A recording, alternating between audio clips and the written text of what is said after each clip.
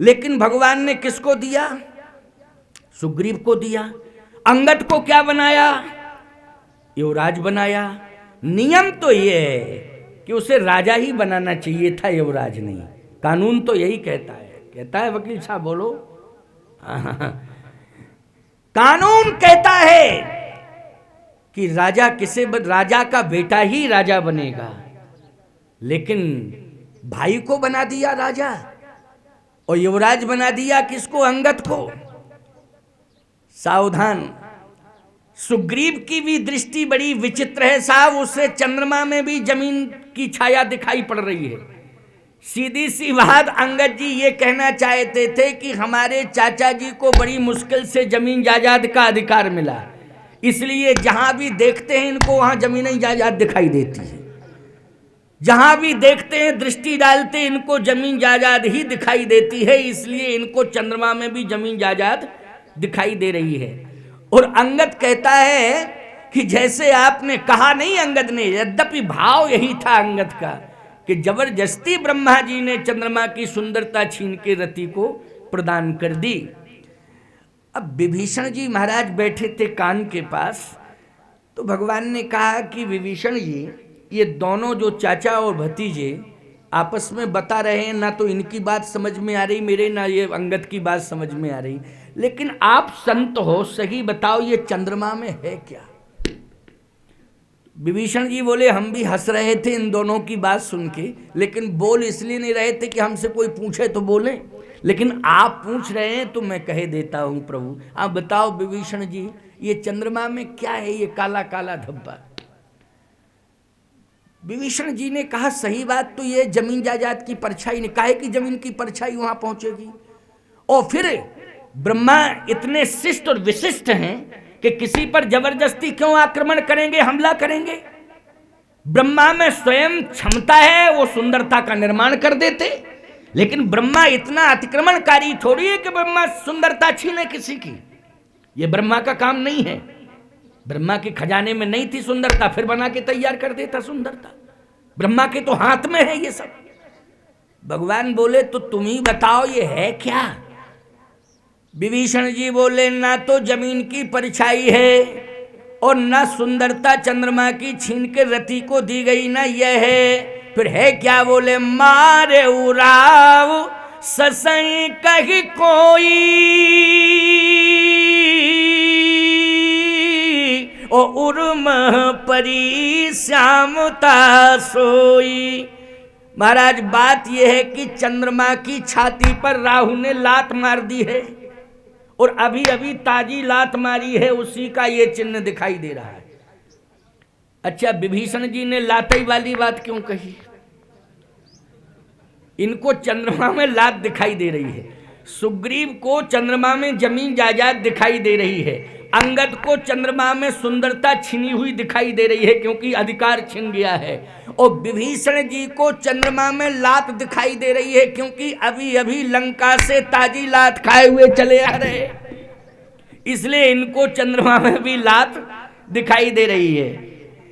एक बात आपको और बताएं, बहुत बढ़िया बात। हनुमान जी से पूछा भगवान ने, क्यों हनुमान जी, तुम्हें भी तो दिखाई दे रहा है चंद्रमा में कुछ? जब सबको दिखाई दे रहा है तो तुम्हें भी दिखाई दे रहा होगा। हनुमान जी बोले, हाँ दिखाई तो हमें भी दे रहा है। अच्छा तुम बताओ तुम्हें क्या दिखाई दे रहा है?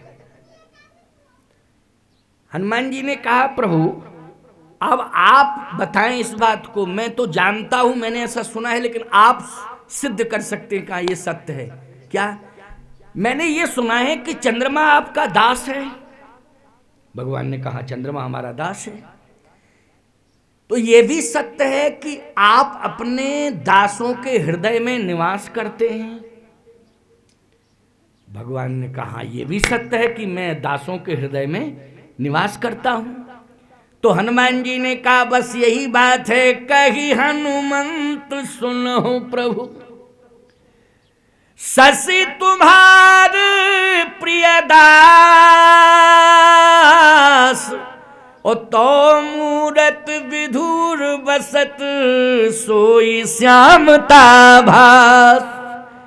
आपका श्यामला श्यामला शरीर स्वरूप आज चंद्रमा के हृदय में हृदयस्थ है, क्योंकि आप अपने भक्तों के हृदय में निवास करते हैं, दासों के हृदय में निवास करते हैं, इसलिए चंद्रमा आपका दास है और आप अपने दास के हृदय में निवास कर रहे हैं, इसलिए मुझे तो आप ही दिखाई दे रहे हैं, आपके अलावा मुझे कोई दूसरा दिखाई नहीं दे रहा है।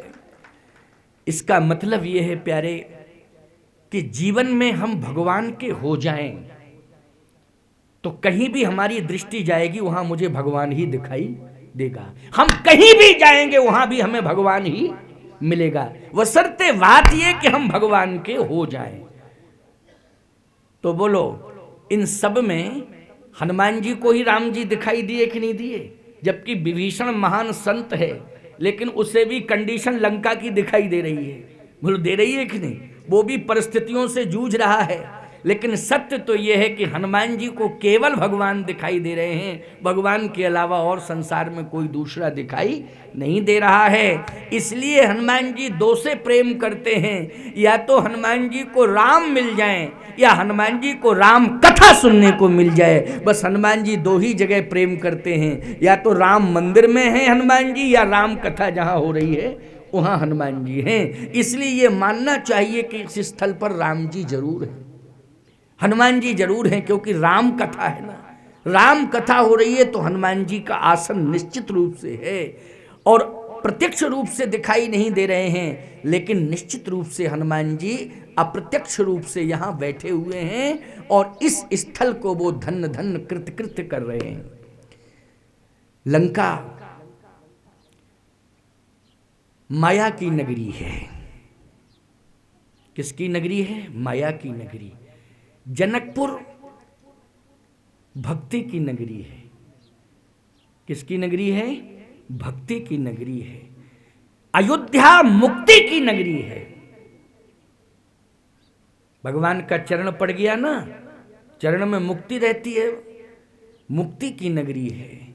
भक्ति की नगरी मिथिला है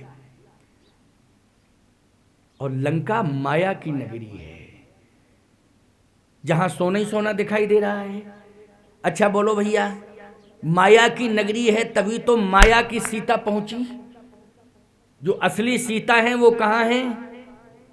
तुम पावक में करो निवासा, अग्नि में है, लेकिन माया की सीता कहां है? लंका में। अच्छा मृग भी आया था लंका से, मारीच मृग बन के, तो माया का मृग बन के आया था ना, आया था। और रावण भी आया तो माया भी, माया का वेश बना के, माया का साधु बन के आया। इसका मतलब है कि ये माया की नगरी है लंका। सावधान, माया यदि हमारे ऊपर हावी होती है, माया यदि हम पर अपना अधिकार करना चाहे, तो फिर इससे बचने के लिए हमें हनुमान की शरण में जाना पड़ेगा। किसकी शरण में? हनुमान की शरण में। और यदि माया से हम बच गए तो निश्चित रूप से ये मान के चलो कि हमारे हृदय में ही रामराज स्थापित हो जाएगा।